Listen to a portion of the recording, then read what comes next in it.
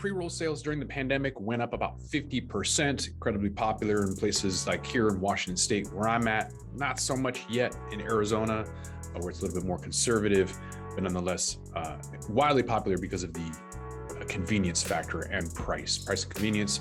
We're going to look at a couple of this report from Headset on a couple data points, all about the success of the pre-roll category. So we're going to take a look at the market share, the segments, packaging sizes within US and Canada, and talk about how and why pre-rolls are increasing in sales and increasing in popularity, all coming up.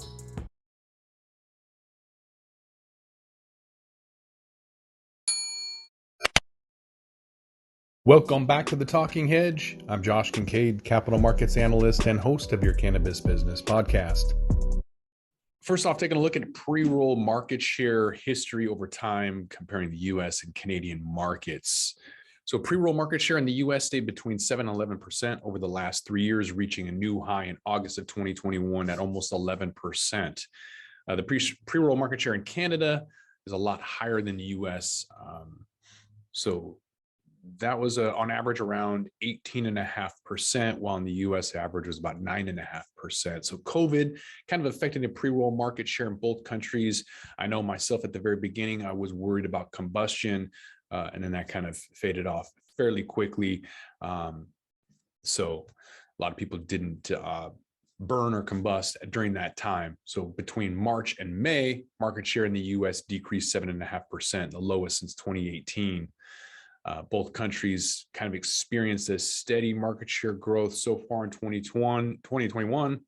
And so looks like, especially with Infused, we'll kind of dive into that as well, as there's been more options and SKU products. All right, so if we dive in a little bit farther and then look at the states and provinces from this year through August, at least, you can see that the individual Canadian markets have a much higher market share than most of the US markets. Massachusetts as the notable exception. Maybe there's a lot of colleges there, a lot of people wanting to try different cultivars or strains, as it's kind of a newer emerging market. I mean, there's at least 5 colleges, I think, in the Massachusetts area in Boston. So that could be one reason. British Columbia, they're the largest pre-roll market share of all of the markets that Headset tracks. Pennsylvania, lowest market share because pre-roll sales are prohibited.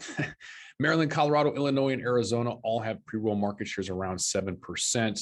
Arizona, one of those conservative markets that I was thinking about, where vape is more popular than pre-rolls, but as normalization occurs, that might shift. When comparing some of the differences in US and Canada, the second best-selling segment within the US is the Infused segment. That's about a third of all sales. But in Canada, the same segment is only 0.1% of sales. Pricing is a possible reason for the differences in the Infused markets. In Canada, they're priced 57% higher than the average item price of other segments. In the US, Infused is only 18% higher than other segments. So you're seeing some market share of the indica and sativa single strain segments more than double the size of the market share in the US, where hybrid is a lot more popular. So people not wanting to, people are kind of just using pre-rolls in the US during the day, maybe in Canada, that's kind of their nightcap. Blunts or cannagars are really popular too. And so we're seeing 4.2% of the pre-roll market in the US, only 0.1% in Canada is buying blunts. So maybe they're still kind of rolling their own, hasn't quite made its way out there, but that's going to be a huge, huge market. So not a lot of people buying automated blunt rolling machines yet, but someone in Canada is going to be doing it. Somebody in Colorado has already been doing it for a while. And so I think that market will just kind of uptick as it gets cheaper. $18 for a 3.5 gram blunt, not bad. It's not a bad deal. So as it becomes more readily available at a cheaper price, people will buy those more and more. Serving sizes of pre-rolls, I think we're going to dive into finding that smaller and smaller is more and more popular.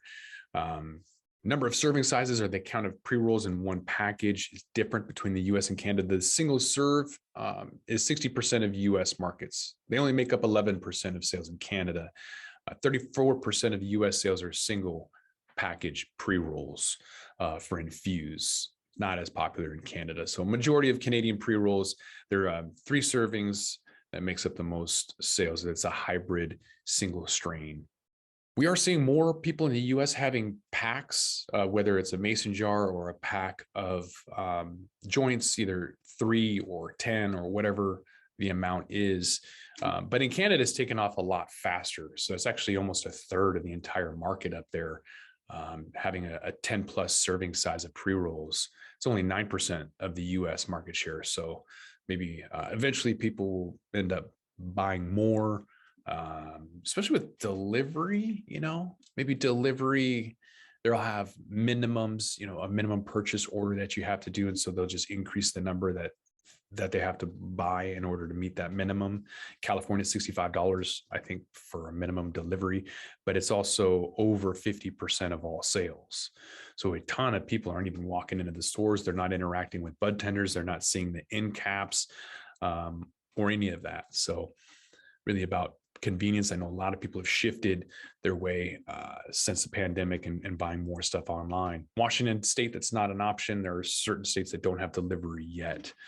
But I think regardless if it's going to be infused with oil or keef or a fat blunt, more and more people are going to be wanting to smoke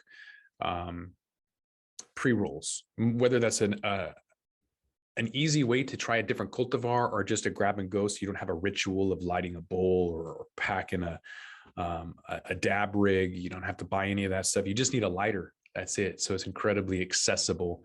And that's why I think that'll continue to be a major popular form of combustion or just consumption in general. So flower is dipping down to 42%. In California, I think that's going to be the norm.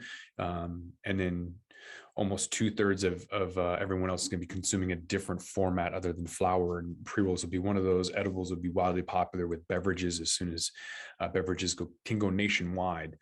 So regardless, there's a lot of options. So if you're looking for pre-roll machines, let me know. These are about $300,000 commercial. And so if you have 18 people on a pre-roll lineup, infused or otherwise, you can replace them, reallocate that human capital to make them into sales or other employees to kind of build your business rather than just dumping money into laborers. There's better ways of doing that. So financing is an option now. It wasn't half a decade ago. A lot of these machines weren't even available half a decade ago. So a lot's happened in a short period of time. So to find out more, you have to come back to the Talking Hedge. With that, we're going to roll this one up. I'm Josh Kincaid. This is the Talking Hedge. Don't forget to like, share, and subscribe, or don't, and I'm out. Don't forget to smash that like button on your way out and check out these other videos that we've got.